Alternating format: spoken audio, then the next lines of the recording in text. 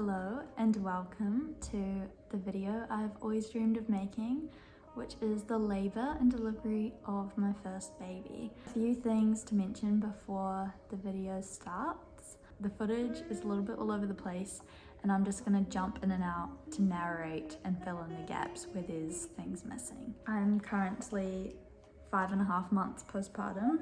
I've made some notes, so hopefully I can remember all the details. But I have included some timestamps below so you can skip through to various different parts of the video if there's certain parts that you don't want to watch, or there's parts of the video that you're more interested in than others. So yeah, here we go. My pregnancy was normal. I was very healthy throughout my entire pregnancy. There was no complications up until my 36-week growth scan.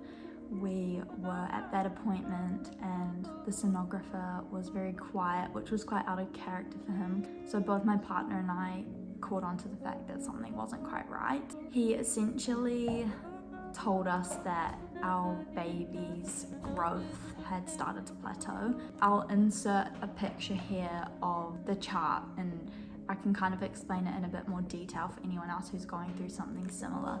They want your baby to be following their own trend of expected growth, and with the abdominal circumference in our 36-week scan, you can see that it's just plateaued and it's already on the lower end of average. So they had concerns that if baby wasn't getting enough nutrients, she wouldn't continue growing effectively. The sonographer basically told us not to worry and that our baby was probably going to be small because both me and my partner are not particularly big people. So that was on the Wednesday, and then I got a phone call on the Friday from my midwife who had looked at the results. It was likely that I was going to have an induction because I was already at the end of my pregnancy.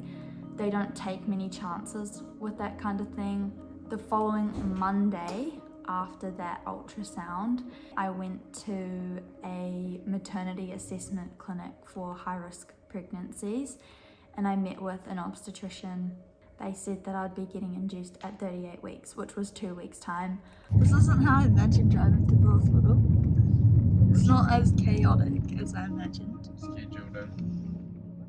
Scheduled in. It's okay.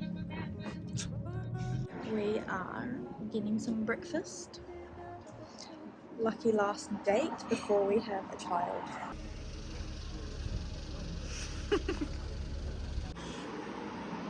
Yum! And we went for a walk in Cornwall Park.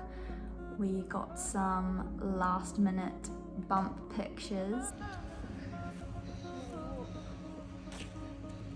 Where's that little girl?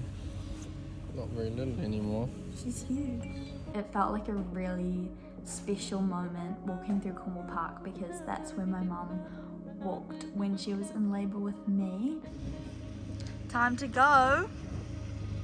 So the doctors planned for a slow, gentle induction process. They were concerned about her size and they didn't know if she would be able to handle anything super intense, and the least invasive one is the balloon catheter.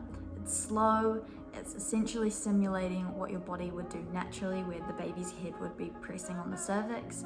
In this case, they put a catheter in, put a balloon inside you, and then fill it with water. So the water balloon is pressing on your cervix as the baby's head would naturally do. We arrived at the hospital around midday. I was feeling quite nervous when we actually arrived there. We're here. You're coming out. I had an IV line placed in my hand. I ended up getting the balloon catheter put in, and then we just went walking around the hospital. The sun looks really good on your face right now. How do you feel? Not as good as you look? Tired. I'm actually kind of tired. Is that, oh, okay. Got the balloon catheter put in. How's that experience? I wouldn't say it's pleasant. It's not the worst thing I've ever experienced, so.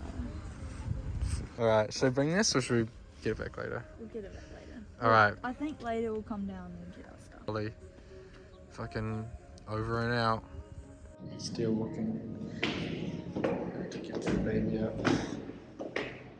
How many was done? 4 flights. What's for dinner? Can I see?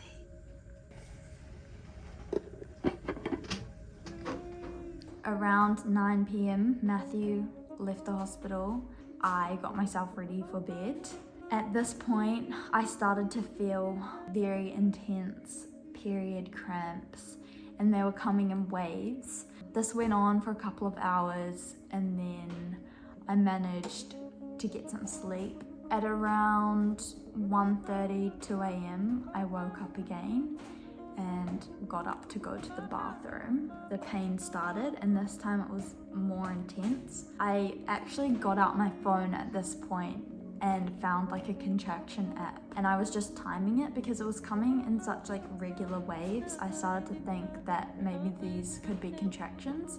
I was too scared to like speak up to the nurses because I thought maybe I'm imagining this, and it's just, I managed to stay like pretty relaxed throughout, and eventually the pain started to ease to a point where I could just kind of like doze. Throughout the entire night, I didn't get much sleep. I was just kind of relaxing in between these cramps. It's day 2. I had a long night. I feel like I started to have some like mild contractions, and they kind of like went on and off throughout the night. So I don't know, I feel like progress was being made, but now I don't feel anything, so just playing the waiting game. I was feeling pretty disheartened in the morning because the pain had dropped away. Felt like progress wasn't really being made anymore, and Matthew came back into hospital. Nice sunshine as well. Good morning, how are you feeling? Guys, I'm feeling fucking great, mate. I'm actually pretty tired now. Yeah, well, I'm surprised. Someone stuck a fucking balloon up your vagina. So rude. It's a little, Can you see my little... some water balloons up there. So Matthew and I decided to go out walking again. We walked up and down the stairs. We were walking the curb of the car park. We were walking pretty much the entire day, trying to get things moving, pretty much. Hi. Nothing to update. It's nearly 10 o'clock. How long have I had the thing up my vagina? 20 hours? What's 10 a.m.? 20 hours. It's 5 hours, so 19 hours ago. So pretty much 20 hours. This is beige stuff you've given us as well. That's vagina. This is that's fucking foul, man. What time is it? Oh, it's 3:30. As the day went on, I was becoming more tired, as you can probably see in the clips. It's been 24 hours since I got a balloon put inside me. We've just been told it can stay in for 36. So another, how many hours is that? That's not 12. So that'll be 3 a.m. I was feeling pretty over it at that point and decided I'd go have a shower because I might be there for a while. Are you going to pop in It's here and humongous, just come back tomorrow? It's so big. Oh, don't put it on your face. How big it is. Don't put it on your face. Your cervix is quite narrow. If it was like that, I think it's a double pressure. Yeah, we were ready to move on to the next step. So someone came and saw me, and then we went into another room so they could just check everything, because no one had checked me since I came to the hospital, which was the day before, and now I'd had a balloon in for over 24 hours. It had come out, so they wanted to see what progress had been made and whether my body was actually ready for the next steps of the induction. So I had a midwife check everything. She told me that the balloon had worked, but not quite to the extent that they wanted. She said my body was not anywhere close to labor. The balloon is so gentle. There's no medicines that they're giving me.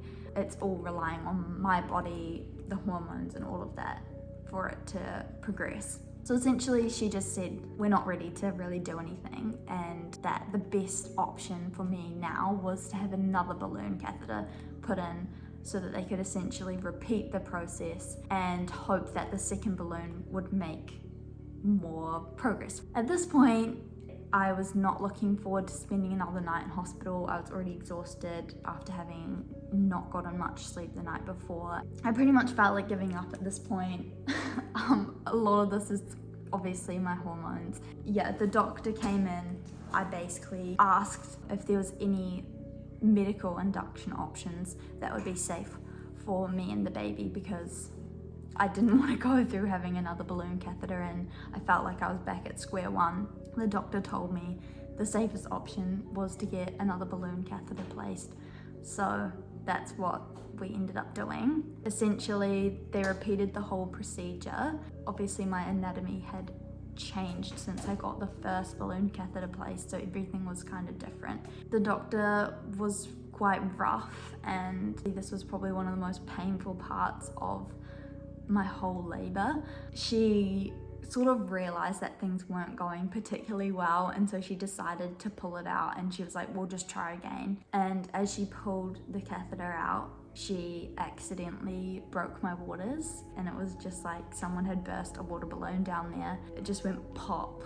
After my waters had broken, they were concerned that the baby was going to be quite distressed because my body wasn't quite ready for that next step. They put me back on the heart monitor, and they could see that the baby was having quite a lot of decelerations in her heart rate. And at that point, things got quite serious, and yeah, they essentially prepared me to have a C-section. So back at it, they told us that we need another balloon catheter, and they need to thin it out, so they wanted to do another catheter, another balloon catheter. And in the process of that, pretty much burst Holly's waters. And now we're just on the monitor. Holly's pretty much got to go downstairs now to birthing and expecting she'll go into labour. Cut her out. I reckon they gotta cut her out because I think the baby's pretty happy about it. If it stays anything like this, then she's going out via cesarean. Guess we'll see what happens though. At this point, things kind of ramped up. They took us downstairs and we got moved into our own room. Moving up to the big girl room. Welcome to my crib, NGD. Moved in. Doctor broke the waters. Put us in the ECG. CTG. Fucking scanning device. Baby was okay, but kind of not ideal. So they pretty much were pretty keen to get us down to our room, monitoring it, and she's still, I think she's okay, but she's still going up and down, up and down, up and down. I think they're just trying to see how she goes for the next few hours before the doctors reassess. And if she's doing fine, they'll try the syntocin and But I go am into having labour. contractions. Yeah. But then if I they're worried can't about... believe I was having them like so much worse last night. I was not chill last night. You heard me on the phone. I was like breathing so heavily. I don't even remember you, I remember you saying, being like, oh, it's kind of... But I don't remember it being like that bad. It was so bad. I know, you just keep texting me the other night, opened up heaps of texts, and you're just like, what the fuck is going on? It's quite hot in here. It's quite warm, eh? You fucking aircon? No, they keep it warm. Not about us anymore, mate. This is the rest of our lives now. Nothing's about us Baby. anymore, exactly. So I got hooked up to the drip, and the contractions got a lot more intense very quickly. Having fun. Having fun getting drip-fed drugs to make you go into labour. I told you that saying was relevant to labour. I've turned it the wrong way around.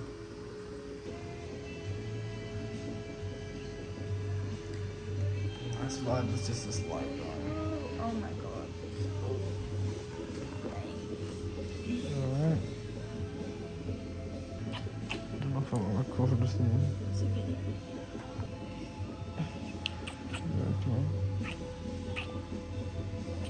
Oh, bubble. It's done well.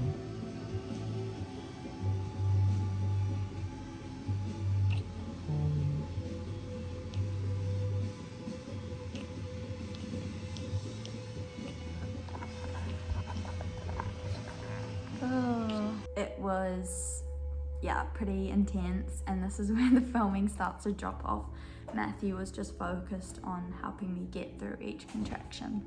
The contractions that were natural, which were just like my body after my borders had broken, were painful, but they were predictable, and I found because the pain was coming in a wave, I could sort of breathe through up until I got to the peak and then kind of know that I was going to have some relief on the other side. But after I started the synthetic oxytocin drip, the contractions were just so sporadic, random.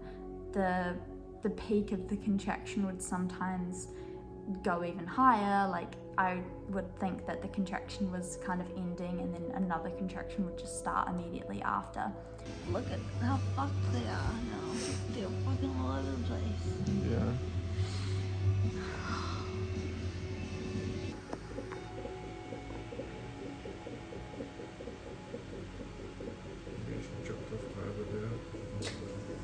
She keeps it like that.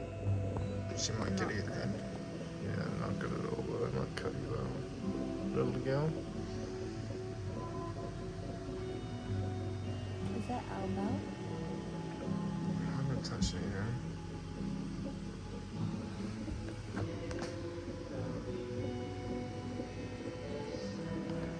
We carried on with that for a few hours, and then they did a check after the drip had been going for a few hours, and I was around 5 or 6 centimeters dilated. Yeah, I reached a point where I was like, this is just extremely uncomfortable, because they were monitoring her heart rate the entire time. It was really hard for me to get up and move around. Her heart rate would drop in pretty much any position except when I was lying on the bed in a fetal position. She was pretty much only happy with me in that spot. I wasn't able to walk around to help the labour progress. So at that point, I just decided the best option for me was to have an epidural to help with some of the pain. So I got the epidural, and it was honestly incredible. Like, I cannot even describe to you how amazing that was, and it felt like the right decision for me in that moment.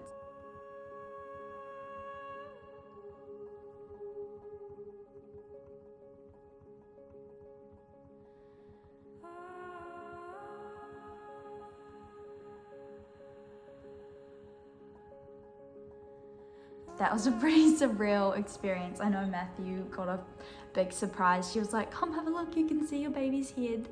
They called my midwife and told her to get there as soon as possible. They were concerned she wasn't gonna make it. Everyone thought that I had hours and hours ahead of me, but things moved really quickly. My midwife arrived at the hospital. I started pushing around 6:10. My midwife was amazing. She gave me such good guidance. So Matthew got given a pair of gloves because he wanted to deliver her body. It was such an amazing experience just having him and my midwife in the room. It felt so like special and private. And then after about 20 minutes of pushing, she was out. It was insanely fast. Now, body. Hi. Hi. Yeah. Over there. You got it, buddy? You got it? Yeah. Hi. Well done, honey. It's really nice to touch. You got it? Yeah.